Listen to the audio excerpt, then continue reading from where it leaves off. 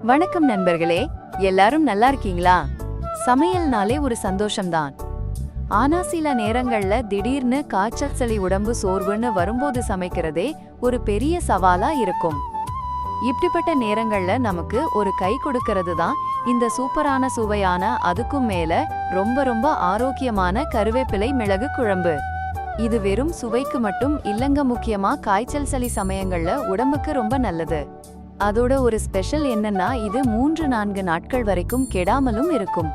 அதனால ஒரு முறை செஞ்சு வச்சுக்கிட்டா சில நாட்களுக்கு சமையல் பத்தி கவலையே பட வேண்டாம். இப்ப வாங்க இந்த அருமையான குழம்பை எப்படி செய்யறதுன்னு பார்க்கலாம். இதுக்கு நமக்கு தேவையான பொருட்கள் என்னென்னு பார்த்திடலாம். முதல்ல கருவேப்பிலை 2 கப், மிளகு 1½ ஸ்பூன், ஒன்றுடன் 1 கீழ் 2 ஸ்பூன், சீரகம் 1/2 ஸ்பூன், 1 கீழ் 2 ஸ்பூன், சிவப்பு மிளகாய் 8, புளி ஒரு சின்ன நெல்லிக்காய் அளவு, நல்லெண்ணெய் தேவையான அளவு, உப்பு தேவையான அளவு. இப்போ எப்படி செய்யறதுன்னு பார்க்கலாம். முதல்ல என்ன பண்ணணும்னா, நம்ம எடுத்து வச்சிருக்க புளிய ஒரு சின்ன கப்ல போட்டு கொஞ்சம் தண்ணி விட்டு நல்லா கெட்டியா கரைச்சி எடுத்து சாரை மட்டும் வடிகட்டி தனியா வச்சுக்கோங்க. அடுத்ததா ஒரு மிக்ஸி ஜார் எடுத்துக்கோங்க.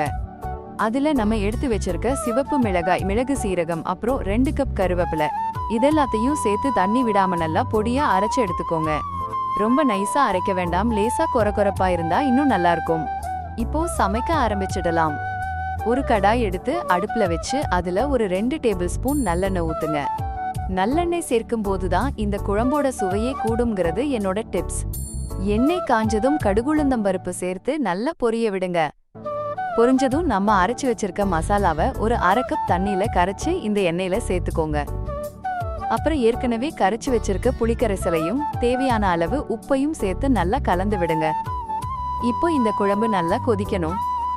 அடுப்பை சிம்ல வச்சு குழம்பு பாதியாக கெட்டியாகி எண்ணெய் பிரிஞ்சு வர ஆரம்பிக்கும் வரைக்கும் நல்லா கொதிக்க விடுங்க.